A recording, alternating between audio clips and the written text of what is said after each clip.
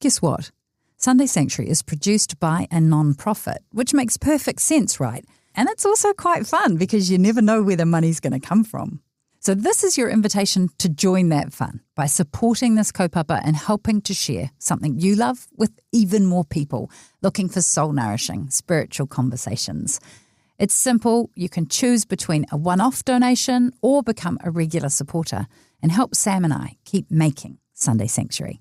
To give now, head to our website, sundaysanctuary.nz. Kia ora, and thank you.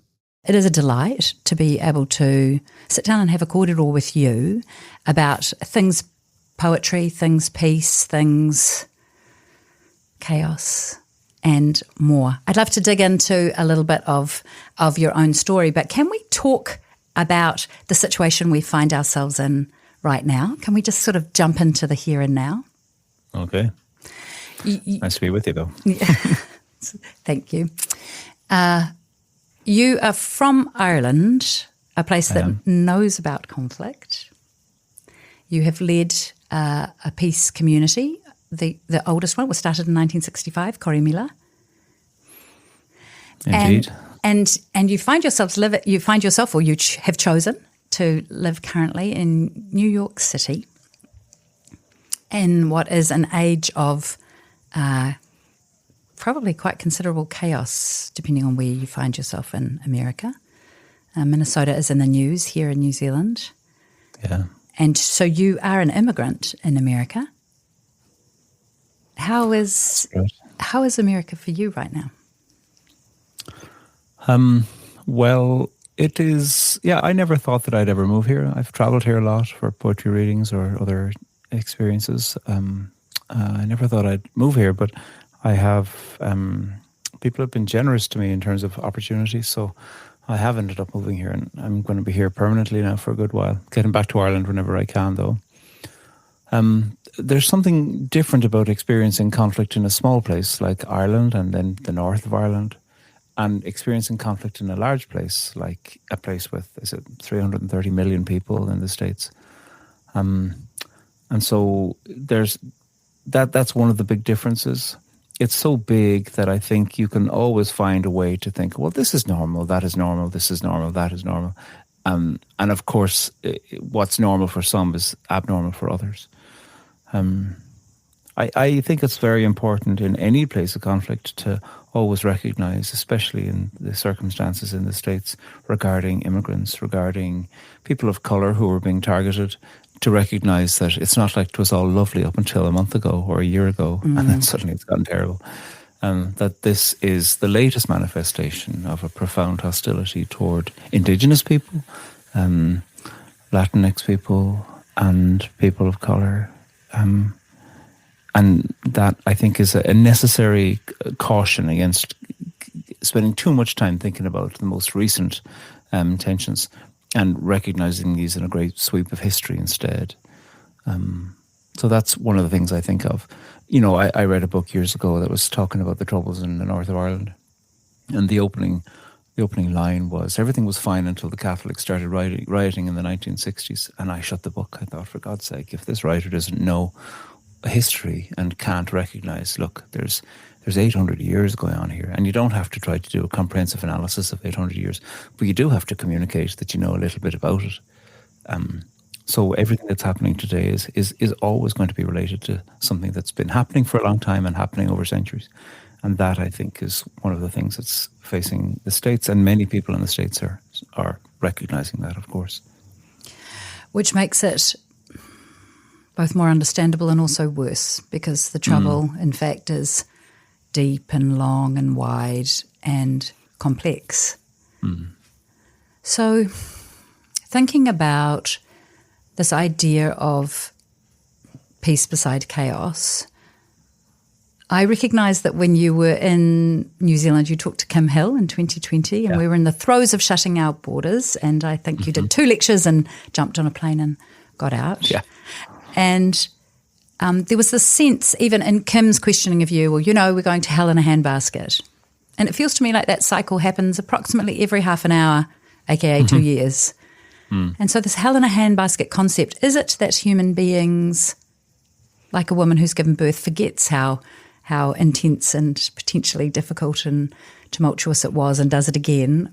Is it like we're in this way of not thinking about the past anymore because we've assigned it to a digital memory? Like, what is it about us that sort of is so self-centered that we think it's now that the world is going to hell in a handbasket? Or, yeah. I don't know. I don't know what it is that feeds that, but it certainly is a pattern that I agree with you on, that there can be repeated patterns. You can look back 100 years, you can look back 10 years, and you can find ways within which the same anxieties are providing for political tumult wherever you're looking at. And sometimes you think, okay, look, if we could just sort this out, well, then we won't make that mistake again. And then that mistake is made again, in a relatively predictable period of time, in a generation or in 2 generations. I think one of the things that those crises show us is the human condition's anxiety with actual civic improvement for the common good, and how that goes against what for some is ambition at the expense of others, and what they're willing to do to promote themselves over and against other people, and what they're willing to do to apply a brutal amnesia toward the past. And in these contexts, I think, therefore, there's always going to be the need for the reminders of history, always going to be the need for laments of history, for monuments, for museums, for ways in which we are confronted and invited at the same time into what it is that the past has done and how it is that the past is alive today. So let's take it down to that personal level of acknowledging that there will be people who will seek their own benefit and gain against the good of humanity, a community, civilization. Knowing that this happens all the time, knowing that crises arise and sort of semi-resolve, are there helpful postures? I like your idea of invite and, was it invite and confront? Like that the invitation is in some ways towards confrontation. Like how could we, or do you have any ideas about how we could posture ourselves towards crises and towards the invitation of that confrontation? Yeah. I mean, I can say some of the things that I've seen working, and I mean, I've seen this in New Zealand in my short trips there. I wish I could have spent more time there in the times I've visited. I think educational reform is necessary, both history as well as language, and culture and art, and decentering what it is that might be very recent, instead looking at what it is that's been here a long time. Living in the States, there's a regular trope perhaps to say, it's a young country. There's nothing young about this place. Turtle Island, it is indigenous land with cultures that have stretched back hundreds and hundreds and hundreds and thousands of years. So that's a really important thing. So the project of the United States of America, yes, that's a relatively recent project.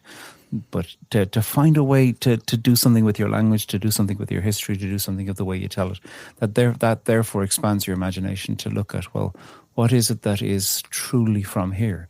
What is it that's powerful from here? And how is it that we can orient ourselves towards that? And those are invitations, a confrontation to kind of move away from a certain kind of self-referential, well, my family's only been here for 200 years, so that's as long as it's existed.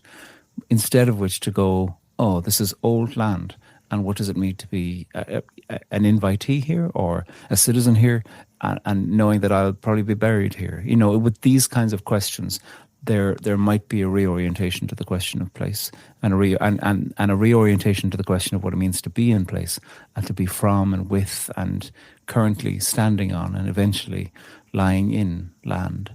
And that, I think, is a citizenship-wide project.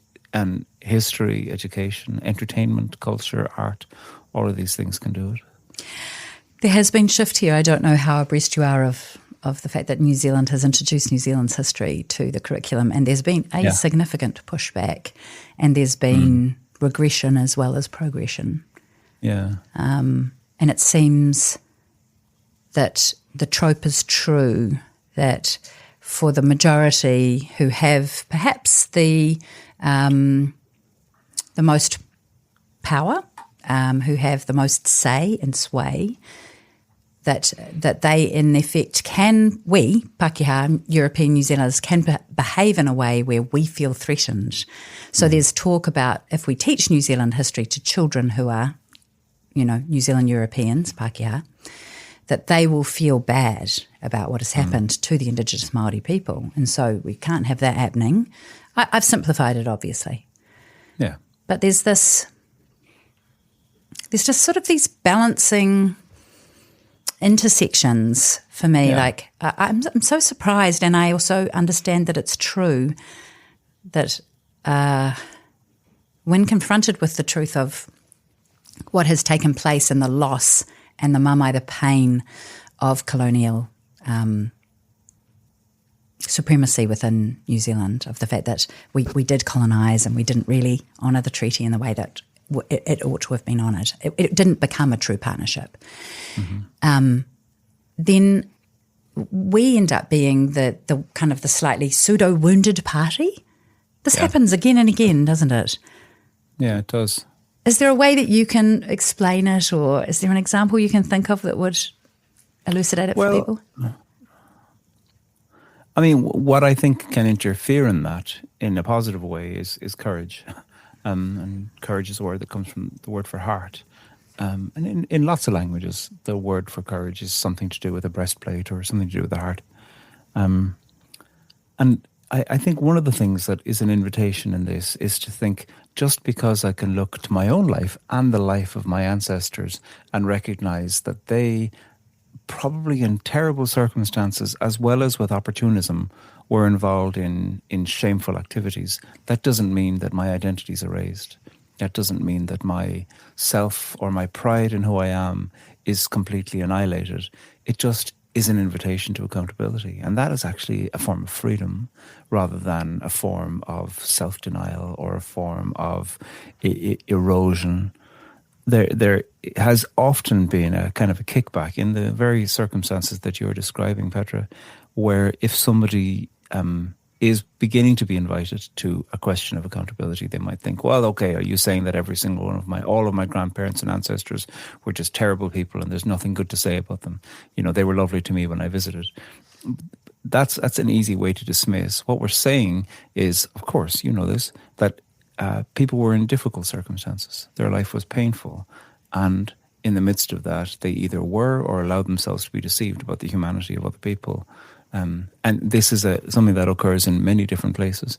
And that the pretense of pain feels very real when it becomes your identity. And where you might feel like, oh my God, I'm being persecuted now. It's the beginning of what accountability looks like. That's not what persecution looks like. Persecution looks like being denied. Looks like unemployability for generations upon generations, the removal of the possibility of home, etc. And the undoing of a language, the undoing of the sovereignty of a people and the sovereignty of that people's language and governance structure. There needs to be, I think, wide and wise voices to say, I get that this is awkward, and we're not actually attacking your ancestors thoroughly. We are saying that they, good people as they were in certain circumstances, were involved in things that were pretty awful. There's a new podcast that's just come out from Irish Radio that is about an Irish family, a white Irish family, who had always had, I think, a story about their involvement in Jamaica. And I think they'd assumed that, oh, look, we're Irish, we were colonised by the Brits, so we were probably better to people in Jamaica than the Brits were. And they weren't, Irish people were brought to Jamaica as, some of them as indentured servants, and that was pretty terrible. And the circumstances between indentured servants and enslaved people often looked very, very similar at the beginning. But indentured servants had a 7-year cycle. After 7 years of working, they were given freedom and a small plot of land. And the question is what were the Irish indentured servants who were newly become small landholders like in Jamaica? And the answer is just like the Brits. And that is a really important thing for us as Irish people to recognise, to go, oh my God, we often have a story of charm to say, well, sure, because we suffered, we wouldn't be as bad to other people elsewhere. And that's a lovely idea for our own convenience.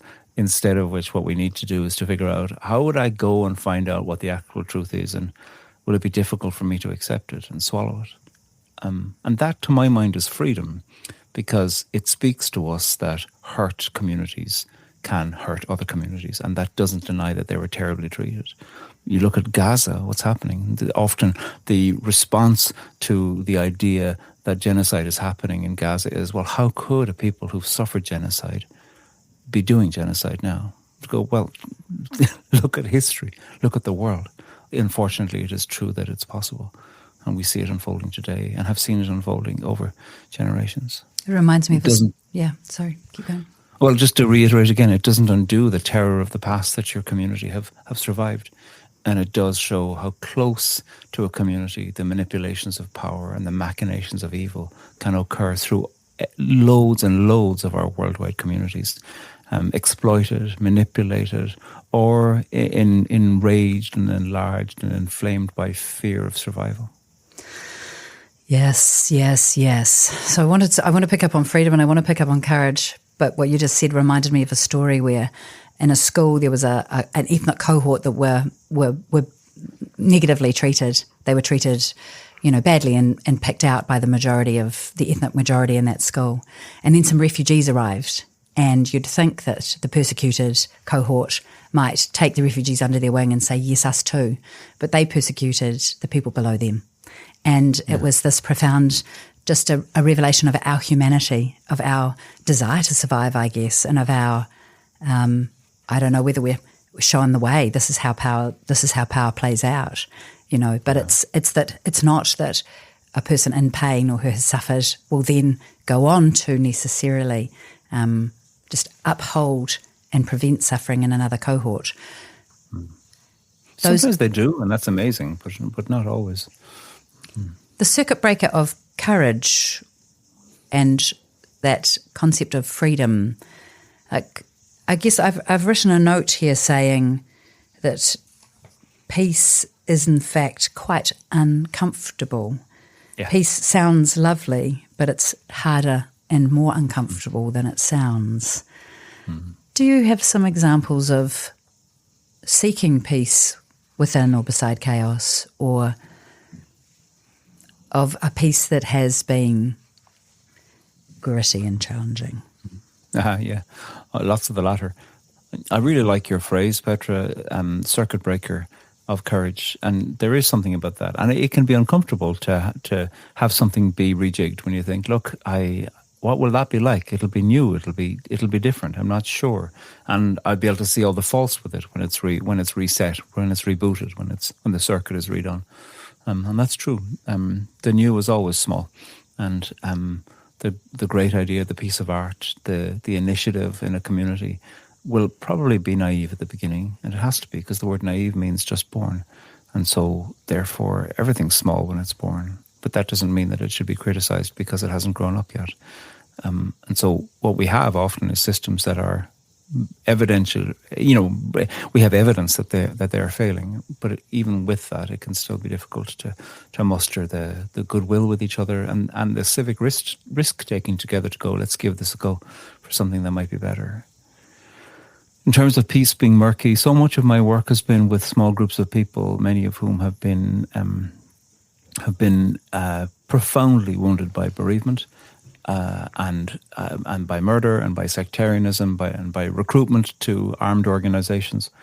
Some of them became perpetrators of sectarian violence, having also been victims of sectarian violence. So the lines between perpetrator and victim are very, very murky. And so what I've seen sometimes is the capacity for people who have made a choice to do this. Nobody is ever or could be or should be forced into these circumstances, but people who have made a choice to think, I want to see if I can find a way to speak to people about whom I've only ever really spoken about, and to say to them, here's what representatives of your community have done to mine, and find in a carefully facilitated environment something of what it's like to hopefully have your story heard and understood and maybe even echoed back.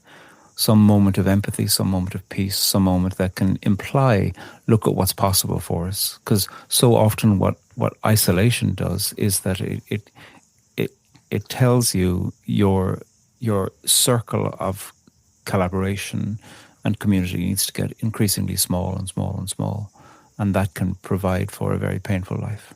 And especially in a small place like Ireland, in a small place, even smaller place like the north of Ireland, where communities can really fracture and separate very powerfully. It's a constantly adjusting tension to know how to address the question of power in a room, because often, if we're going to speak crudely about two sides, perhaps each side will think the other has more power than they. Each side might think, well, you suffered more than I. And how is it that you find an adjustment that's right for that conversation, for the question of addressing power, as well as the broader understanding of addressing historical and civic power through history, and as history is showing up in the moment. So there's no one way to do it immediately, but I've seen people take very, very brave steps. One time in a room, I'd been asked to bring I'd been asked to teach about forgiveness in a room, and I'm very wary about forgiveness because I think if it's chosen freely, and it should only be chosen freely amidst a kind of a shelf of really good ideas, seeking justice, protesting, learning about flowers. There's all kinds of good things to do in the aftermath of terror. Anyway, this group had asked, they had an interest in forgiveness, and had asked would I do a session on it, and I checked to go do people know that, so, and I brought in a story of a man whose wife had been murdered in a bomb in Belfast, and he chose to go on a pathway of forgiveness over years and years and years.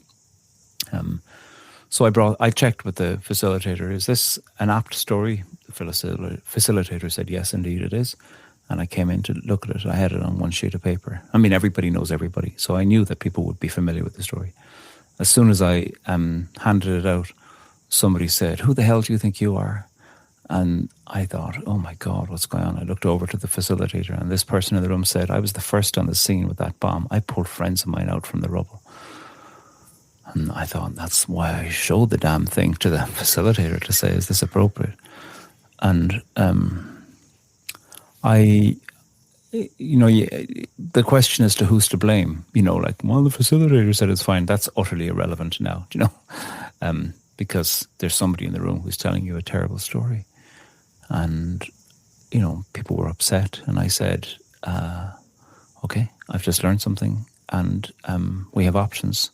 I can leave. You can talk amongst yourselves, and I can never come back. I was just in there for a session.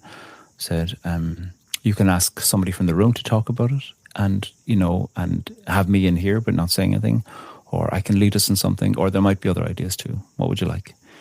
And people took a couple of minutes to chat amongst themselves, and somebody said, you lead us. But why did you want to bring this?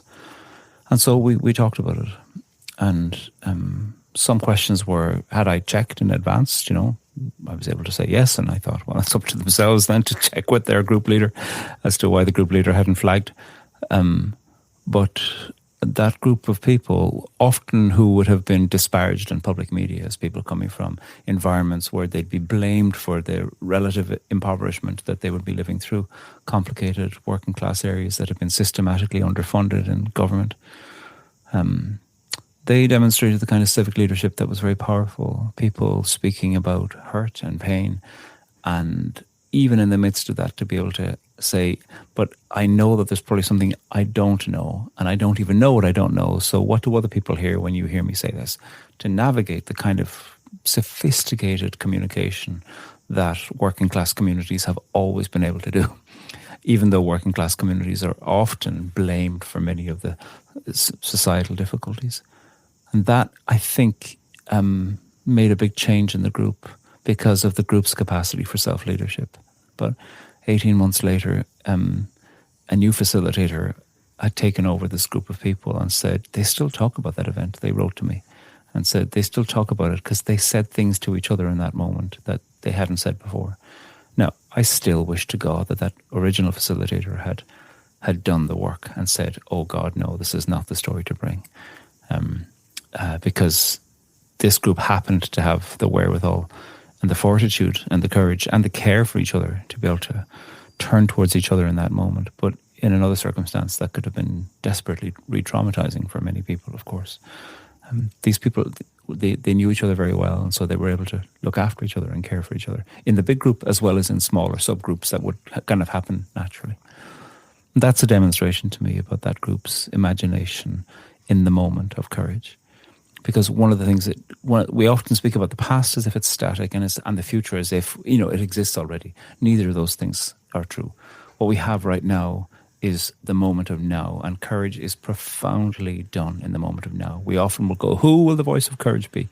But the voice of courage is not even a voice, it's an act. It's a doing, it's a vulnerability, it's a statement. It's somebody saying, actually, I have a question, and doing that and saying the very thing that other people will be like, oh my God, you can't ask that. Those things change the future because the future hasn't happened yet. Those things make the future because it demonstrates in the moment, look what's possible. It's always a risk. It's always vulnerable. And this, I think, is one of the things that peace is. It's frightening. It's much more easy to threaten somebody. We can all predict the plot line of that. I hear you. And it makes me think of Rosa Parks, who just said, I'm going to stay seated, who had a moment of courage in terms of what was humane and right, and had no idea what that would become. Yeah. It wasn't the future. It was, like you say, in that moment, a moment of courage. Yeah. I think peace is frightening. And just even to draw on this idea of the past, it turns out it's easier for the people who are less persecuted, perhaps, to say, oh, that was ages ago, why don't we move on? Yeah. And why are you still worried about that? It was 200 years or it was 100 years. But I know that in my own life, there are losses I've experienced, minor losses, and they're very real to me. Now they're present to me. And they might have been, well, one of them was 20 years ago. And I can draw it to mind, and I can feel the loss. Yeah. Could you talk a little bit about the human nature in terms of our relationship to history and loss and pain? Well, we're also speaking about time in this, aren't we? And there's a concept in physics where there's no reason in theoretical physics why time has to go in one direction.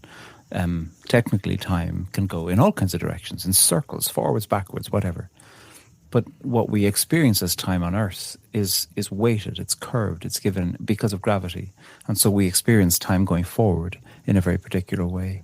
And what we understand, therefore, is that time can be weighted in very particular ways where it is preserved in memory. And that doesn't necessarily have to be negative. There's a weighting of time as you're anticipating your birthday, or if you're anticipating, oh, look, I'm going to be able to drive after next year, and suddenly something changes in your anticipation and in the moment. We all know what that's like. Or, if I'm thinking I've got this huge, potentially serious operation that's happening next Wednesday, and then I hear somebody casually saying, oh yeah, this thing's happening on Thursday, I'm not really interested. You think, how dare you have an imagination that goes beyond Wednesday? I mightn't exist beyond there, but you are talking about Thursday, next Thursday, like it's easy, And so these are experiences of the weight of time. And when it comes to large civic events, there can be an idea where somebody says that, as you mentioned, that was 200 years ago. But I think what we need to do is to recognize that there's other ways of understanding the weight of time, which is to say, rather than that happened 2 years ago, why are you talking about it now? It's to say, this has been occurring and occurring and occurring every day for the last 200 years. And it's a reformulation of language, but it's also a reformulation of time. You understand when somebody has been in a traumatic and violent situation in a home, where it isn't just that this particular crime happened once and hasn't happened in the last year. It's that somebody understands this could have happened at any moment over the last year since it happened the first time. You learn something about time, and you learn something about what to be prepared for in a situation of abuse and violence. And these are ways, I think, for us to reorient the question of the measurement of time, and to be disposed to asking who was given convenience and ease and who was burdened by what it is that the plain fact of time has done in the past, and the question as to what do we do now. And that often is through policy. The Irish peace process is built upon the fact that the policing in the north of Ireland, RUC, Royal Ulster Constabulary as it used to be known, went through a fundamental systemic restructure in the mid-90s in order to pave the way for a peace process, which was signed then in 1998. In the north of Ireland, the Northern Ireland Police Service, or the Police Service of Northern Ireland, are the most accountable police service in the world. They have, there's an independently funded body that polices the police. It's an extraordinary thing. And what that does is it's lifted the anxieties from communities who felt like that they had to be the ones policing the police who were policing them. Of course, that's never going to work. It lifted that anxiety and inappropriate pressure and pain from those communities, and instead put it into a statutory body whose job it is to do it. And you can therefore watch the argument unfolding on the screen between people who are paid well and who fight with each other. And you can feel, actually that's their purpose to do that. And you don't have to think, well, I'll take the law into my own hands. And these are ways within which something courageous can be done to interrupt the flow of predictable time. I love that. I love the idea of recognition, like the aha moment of, yes, this is that it happens daily. That the losses every day since that. Yeah. That could become burdensome. It is burdensome. Yeah. So the world is burdensome. Yeah. And shame can be a teacher. Yeah. Shame can be exploited by some who say, shame is always terrible, so therefore refuse all of it. Shame can be a great informant regarding what it is that I'm capable of doing, and I through my family line. And therefore it brings me into a moment to say, what would it be like in the moment now to think, how can I be an interrupter to that, a circuit breaker, to use your term? That can be a really helpful guide. Yes.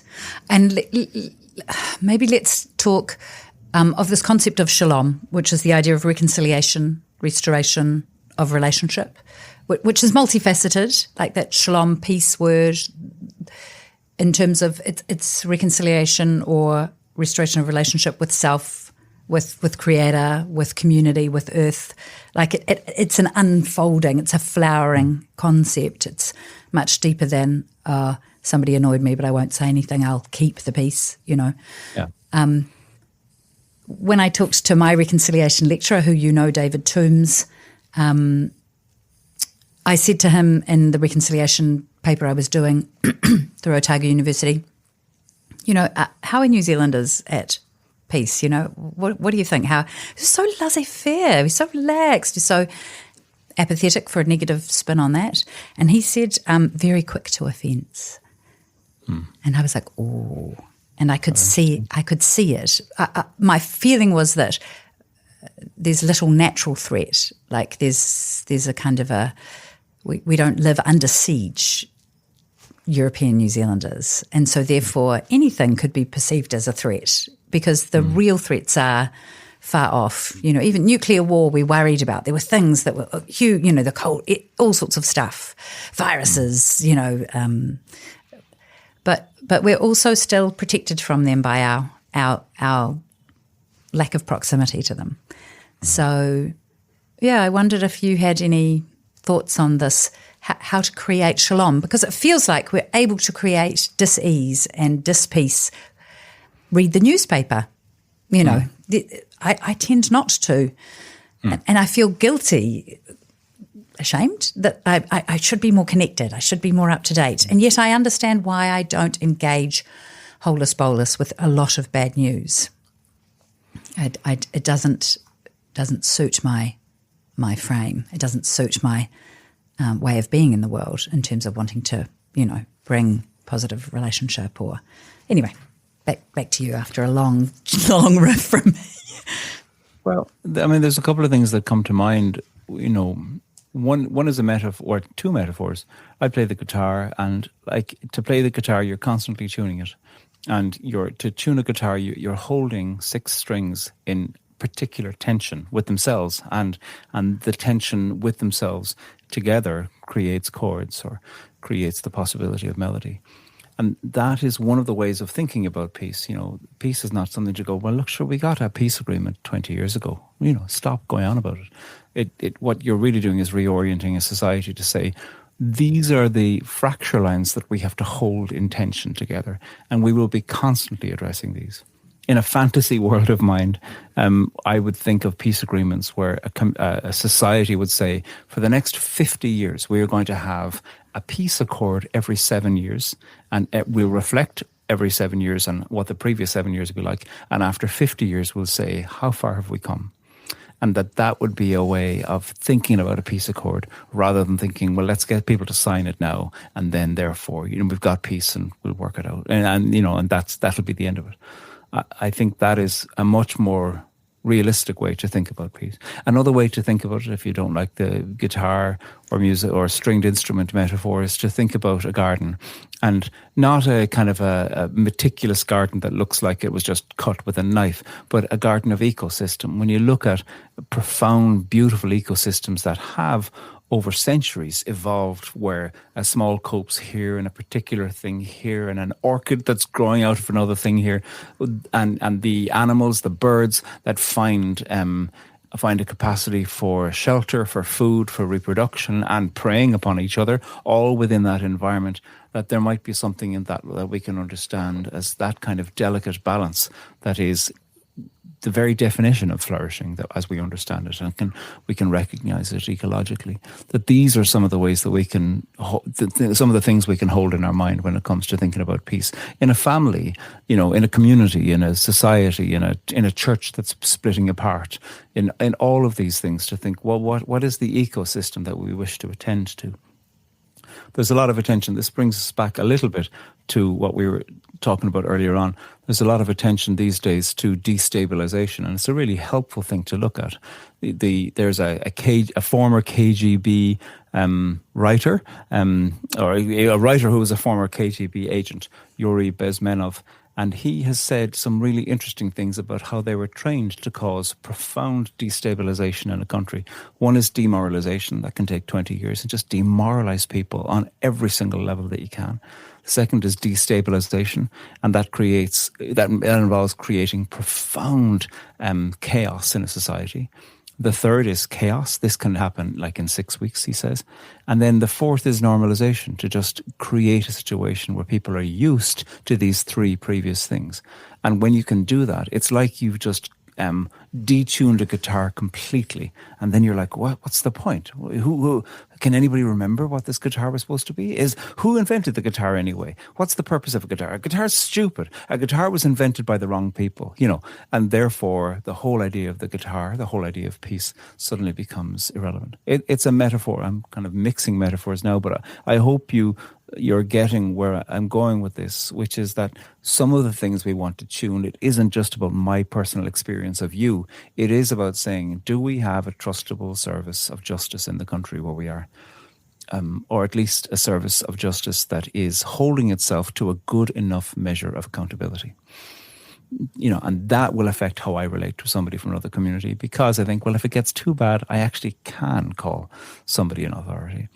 And that, therefore, these institutions and their outworking do affect the day-to-day lives. And what does it mean to increase trust in an era where there is a kind of an increasing fluency in fomenting and communicating profound distrust in almost everything? How do we increase trust?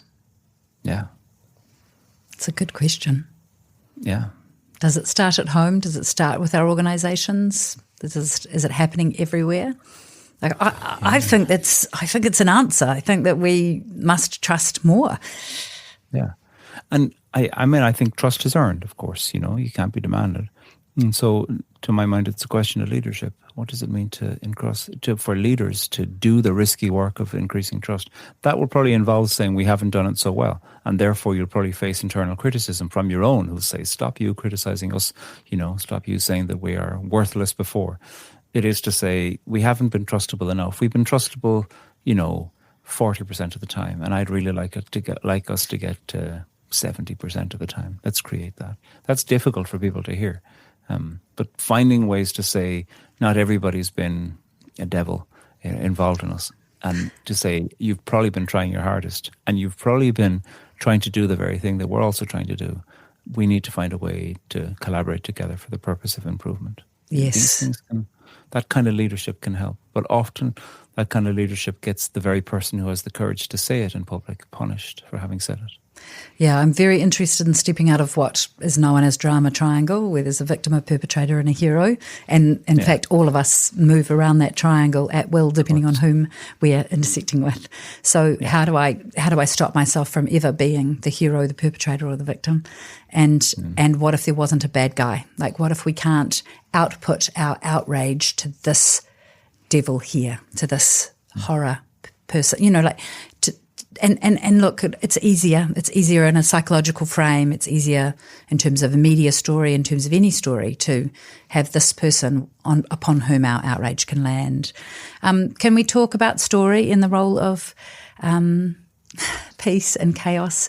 Narrative therapy is something that's been talked about. You are deeply committed to stories and to the stories we tell ourselves and each other. What are you seeing in terms of story, or what's igniting you in terms of story at the moment? Well, I mean, the stories we tell are the stories that we might believe, and there's always going to be a need for engaging in the stories. On a level of trauma, there's a need to describe the story over and over again. And then on the level of intervention in that, there's going to be eventually a need to say, and is that exactly what happened? And that doesn't undo it, but it is a courageous question where you might go, oh, actually, no. Or somebody else might tell it differently. And to be in the confrontation of that, to allow the story to change, to allow the possibility of thinking, oh, in the midst of saying everybody was terrible, actually, I'm forgetting that I was terrible to that other person who came in too, and that I was part of the everybody. That can sometimes be an important thing to look at. I think finding a way to hold the story of history and to allow that to inform today is a very important thing. It's everywhere. I mean, story is a necessity. I constantly going to be saying, guess what happened on the bus today, to my friends, to tell them the story of the event that occurred, that through which I'm living my life, either because I think that person is, dangerous or threatening or an idiot or brilliant or anything. And these things escalate and escalate and escalate in national stories as well as in very personal ones. Yes, there are family legends. I heard there's these stories that we tell ourselves within families of. One of my husband's is that his grandfather was a millionaire and lost everything in a stock market crash, and by the end of his life he'd rebuilt. That's just a legend that doesn't understand the nuance or the details I'm sure it's true, but there's many instances where people have family stories like that, and eventually somebody realizes, oh, that isn't actually true. There's a great book that came out a couple of years ago called In Memory of Memory by Maria Stepanova. It's translated by Sasha Dugdale. And it's the most extraordinary 350-page essay on memory.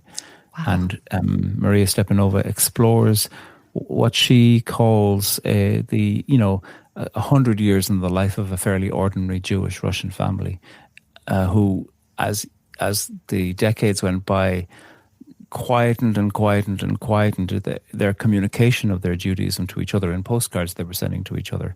They began to omit, oh, I was at synagogue here yesterday, or I bumped into that rabbi, as increasing pogrom and threat leading up to Holocaust was in the air. And so it's a fascinating exploration of memory and a fascinating exploration of times when you are in error and the ways that mythology is built up in a family. And it's utterly brilliant. I found it spellbinding. So I'll take that as a recommended. Put it beside my. Put it. Yeah. I mean, you could be recommending one of your own 11 books that you'd authored or co-authored, or the anthology of poetry. I collated every book that you've been involved in, and then I found it's at the bottom of your website, and I needn't have tried so hard. So good.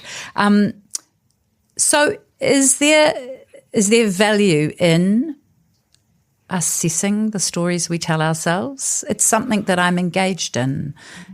And often the story I'm telling myself is habitual, untrue, unreliable, negative. Yeah, I mean, first of all, this happens kind of in an utterly joyous way anytime you're around a table with family members or friends, where you say, oh yeah, we went to the cinema and right after that we all hopped on the bus. No, you fool, we got burgers first, And then I go, we didn't get burgers, we got burgers earlier on, whatever, So on the first level, we're all fluent at this, whether accepting or defending or interrupting in all of those kinds of things. And if the question as to what we did after the cinema before we got on the bus, if that is so malleable in our memory, well then therefore when it comes time to say, well, here's what we're talking about there, it's on a big civic level, it's a very powerful rhetoric to figure out, if everything was fine in the north of Ireland until the Catholics started to riot in the 1960s. If that's your beginning point, well, then you can say whatever the hell you want afterwards. The power of the narrator is an extraordinary one to say, here's what doesn't matter, and here's where I'm going to begin to say it does. Every story begins somewhere. There's no possibility of knowing how to begin from the beginning. But there is a way in which we can tell stories that allows it open for its continual evolvement and changing. It's why we have fact checkers in reputable newspapers or media outlets. It's why we have the possibility of somebody saying, there's something I want to add to that I omitted or didn't know or left out or lied about. And those are things that add to increasing trust, uncomfortable as they are in the moment. Indeed. And can I kind of round us out with a little riff on poetry? Because poetry, obviously you host Poetry Unbound, which started in 2020 and is the sister podcast of On Being by Krista Tippett. I did love on your website, there's a, what do you call that? A testimony from Krista Tippett on your podcast. Pádraig Ó Tuama is an extraordinary person whose influence extends quietly and gracefully across the world. His poetry bears these same qualities and brings him close. It is a gift to all of us. And you also put a testimony from your mother. You're publishing a book of poetry? That's nice, I suppose.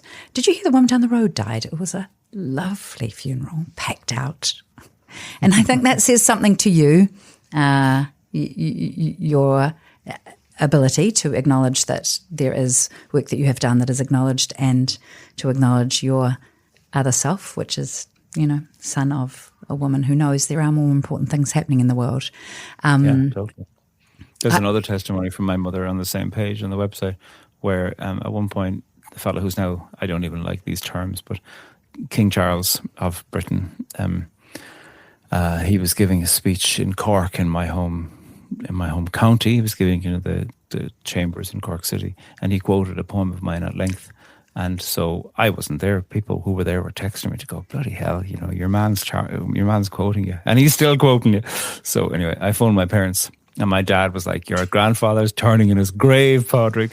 And my mother said, it's been so cold, I've been wearing an anorak inside all day. The absolute parish of the world. I thought it was brilliant. Oh, that's so fabulous. So fabulous. I'd like to put a whole list of those blurbs in the back of one of my books. I really think you should. Rather than people going, oh, this is a good book, or, I like whatever.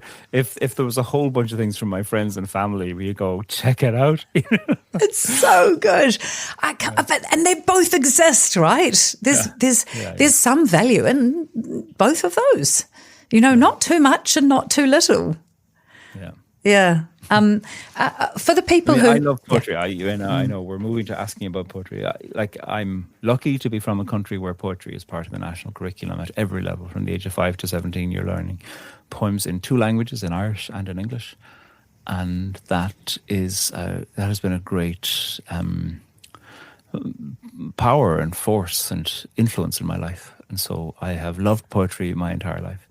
And poetry for us and for so many parts of the world has never been something that's vague and esoteric and only for the kind of the landed classes.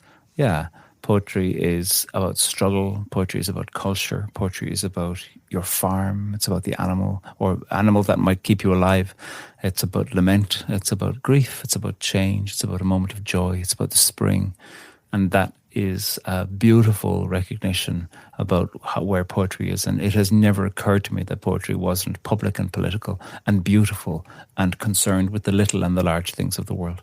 I have Palestinian friends, Pakistani friends from so many parts of the world where poetry is in the lifeblood, and it is not unusual for people to speak poetry. Iranian friends, I'm very lucky to be from a place where poetry is in the breath of it. And for me, I love the geekery of poetry, and I enjoy thinking about line breaks and whatever, all of the different forms. But a poem is ultimately what we turn to when we're in a moment where we think there is no sacrament for this. And people will go, is there a poem? And that's a very moving thing. Somebody wrote to me on social media a few years ago and said that she and her best friend had a terrible fight. And she, at that stage, was worried that they'd never be in touch again. And she said, is there a poem for me? And I, at that stage, didn't know if there was. And I wrote back and I said, I'm terribly sorry. There's nothing that comes to mind. But I will look. And then I did find one. And I wrote an essay for her in the second of the Poetry Unbound collections. From a poem from Langston Hughes, a beautiful, beautiful poem. Wow. Do you want to hear it? Yes, I'd love to hear it. Short. It's called, what is it called? It's terrible, I've forgotten. Anyway, it's from Langston Hughes. I loved my friend. He went away from me. There's nothing more to say. This poem ends soft as it began. I loved my friend. Isn't that beautiful? Yeah, it is. I love the idea of the poem as sacrament, you know. Yeah. And we don't. And that poem isn't resolving anything. It's not saying, here's how to fix it, you know? Because, you know, and we also don't, I mean, Langston Hughes dedicated that to FS, like two initials. And there's the question as to who is FS? Was it a lover? Was it a friend? Was it whatever? But that also doesn't matter to go, well, that poem is doing something in the weight of time today where it can be lifted from the experience of an individual poet who wrote it and be brought into a moment of deep empathy where in that, what he has done, he has rhymed friend and end, which is a terrible thing to do. I never want to think of that rhyme. But by using rhyme bravely and courageously in something like a lullaby, what he also does is to say, I'm feeling this too. And it isn't a solution, but it is some kind of companion. Yeah, I love the idea of a companion. I guess what you've said now kind of negates what I'd written here, which is that what's the role of poetry in everyday life? When I talk to people, they say poetry is stupid and dumb, or I do not like poetry. And last night, my daughter stayed over and I said to her, shall I read a bit of In the Shelter? Because I've got your book. David Toombs introduced me to it. And it's much underlined and I really loved it. And it's very prosaical. Is that a word? It's very poetic. And I said, well, shall I play you an episode of Poetry Unbound? And she said, I don't like poetry.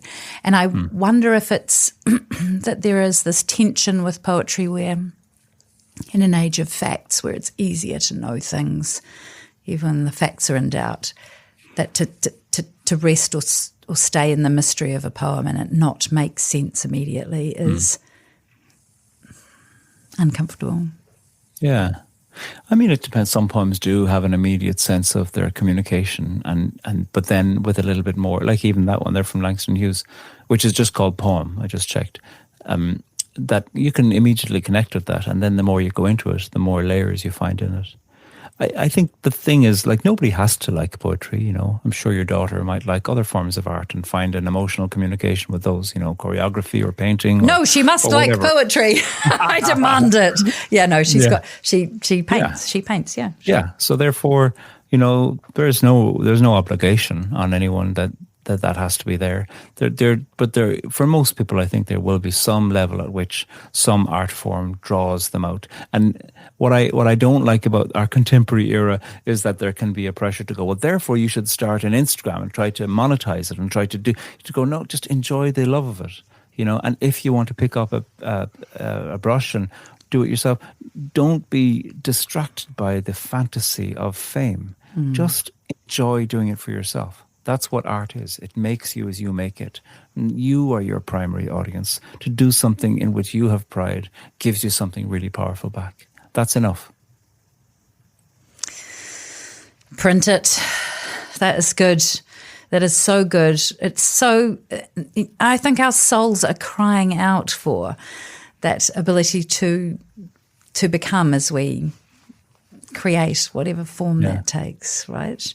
The art makes us. I taught a class last year, and it was more than maybe 3 years ago, just an afternoon class in a school here in the States. And I went in to do a writing workshop with a bunch of 15-year-olds. It was a school just girls. And one of the girls said to me at the end, I think she said something like, I just came to the class because I like Irish accents, and I thought, oh, well, I have to do something, so I thought I'll listen to you. And she went, but I made a poem. I made a poem. And she kept on using the verb made, which I loved, because the word poem comes from the Greek for the word made also. And she kept on going, I made a poem. And she'd written a beautiful poem, which I was recalling this morning. And I was delighted by seeing the absolute surprise of somebody. There were other people in the class who were trying to write a lot of poems, and perhaps some of their poems were a little too weighty and they were sounding too poemy, but hers was filled with the freshness of self-discovery, and it was her voice right there in the page, and it was thrilling and enlivening, and I was made by witnessing her and her being made back by the thing that she'd made. It was beautiful. Yes, I so love that. Thank you for sharing that story. Throwing my papers away. I have a feeling that my time might be up, and that my producer has given me the 10-minute wrap about 15 minutes ago. I love to ignore a wrap.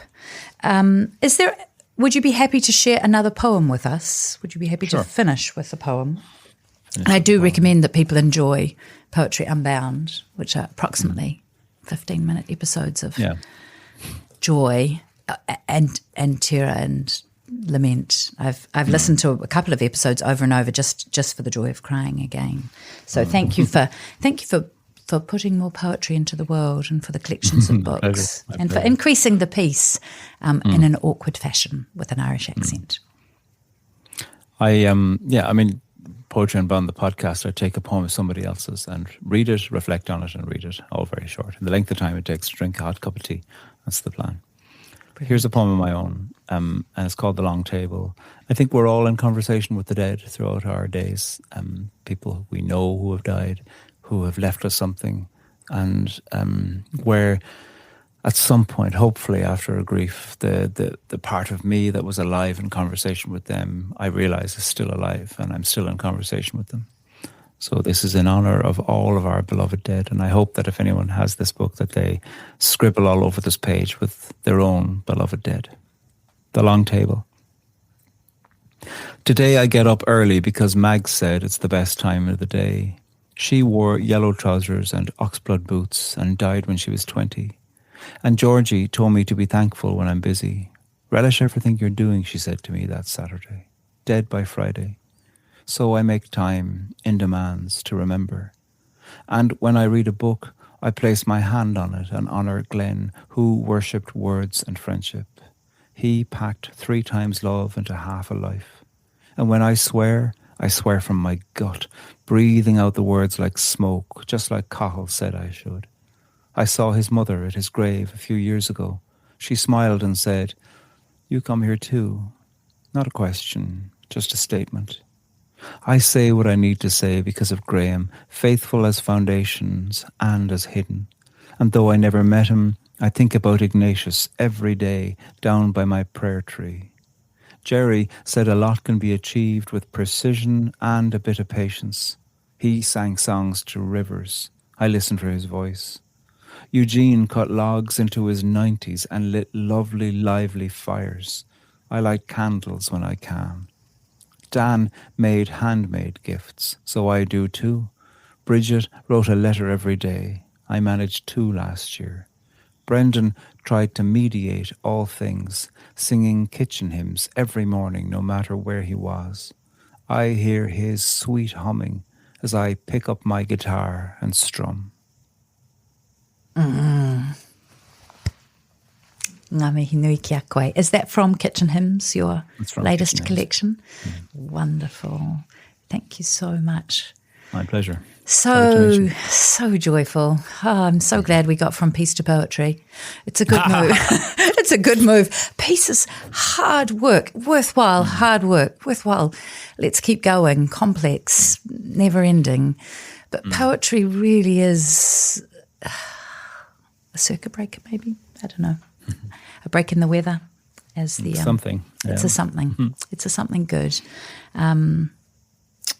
Pádraig, thank you so much. My pleasure. Yeah, appreciate it. Yeah, lovely to meet you. And I do hope that you visit our shores again and stay longer. Oh, I'd love to. I'd love to. And that perhaps an opportunity to drink whiskey arrives. That'd be beautiful.